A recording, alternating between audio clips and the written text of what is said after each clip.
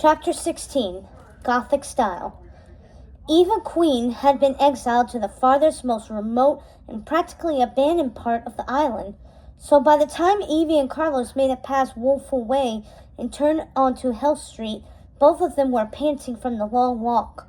Without the fear of Maleficent, chaos had settled upon the Isle of the Lost, and appeared even the island's mostly undependable, rinky-dink transportation system had completely broken down. The goblins had abandoned their rickshaws, which were left to rust on the side of the roads. Everywhere they went, they were met with frowns and scowls. Evie tried not to look too nervous for Carlos's sake, since he was obviously extremely uncomfortable with all the attention.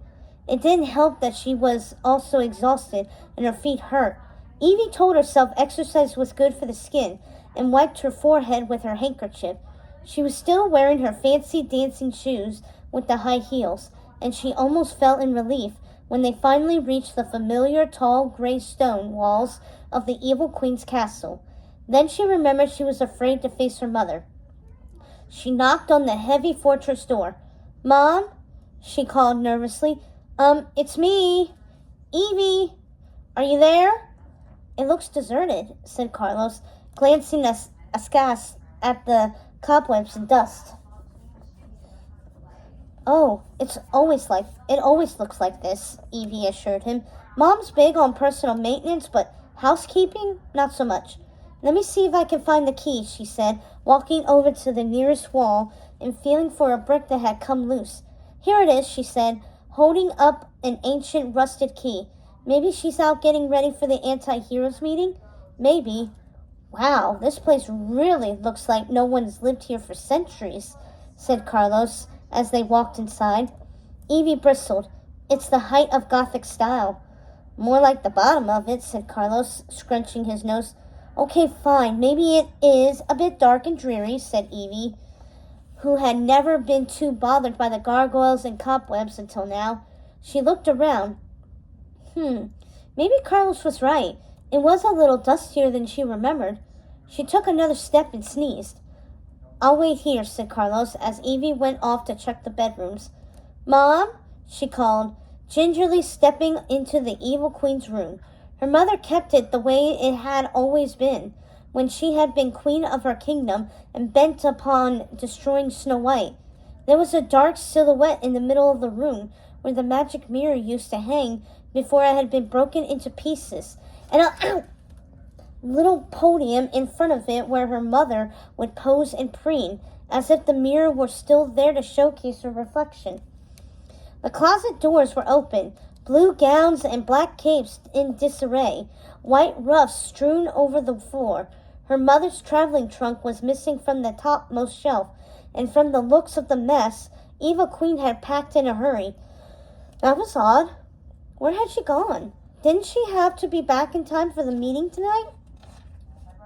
No, Evie noticed something else. In the center of her mother's dressing table was a large ebony box, one that Evie knew well. Her mother had schooled her in the art of beauty regimes, from the pots and brushes, paints and blushes, eye makeup, foundation, and mascara in that very chest. It was strange. Her mother had left behind her most prized possession. Where could Evil Queen have gone without her makeup? Evie walked down the grand staircase, still sneezing from the dust. She couldn't believe they had lived this way for so long, forgotten and unloved. Carlos was nowhere to be found. Evie got a little worried and called his name, but there was no answer. Where was he? Evie didn't scare easily, and she was in the house she had grown up in. But it was strange to be here all alone, without her mom bustling around and pressuring her to take the latest exercise fad. She didn't even know where to start looking. The castle was so big that Evie never even knew how many rooms it had. She and Evil Queen had mostly stayed in the main area in the middle. Maybe he was outside. She walked out the front door. "Carlos?" she yelled again. "Over here," he called. He was all the way on the other side of the castle, hidden by the overgrown weeds. In the moonlight, She could barely make out the tips of his black and white hair. She walked over and found him standing in front of a series of stone steps that led to a cellar door. "Well, this is the place, all right," he said, pointing to a sign that was hung on the front. "All anti-heroes welcome. Meetings are Saturdays near midnight." How strange, Evie thought, and for a moment wondered nervously if Evil Queen was just out at the market buying provisions for this mysterious gathering. "Is anyone inside? I don't even know where that door leads," she told him. "No, I don't hear anything," he told her. "Any sign of your mom?" "No," Evie told him what she found in the room. "It looks like she went away somewhere. She took her trunk, but left her makeup behind. But maybe she'll be back for the meeting?" Carlos nodded. "Come on, let's go check out my place. Hopefully we'll be just as lucky there." "But we didn't find my mom," said Evie. "Exactly," said Carlos.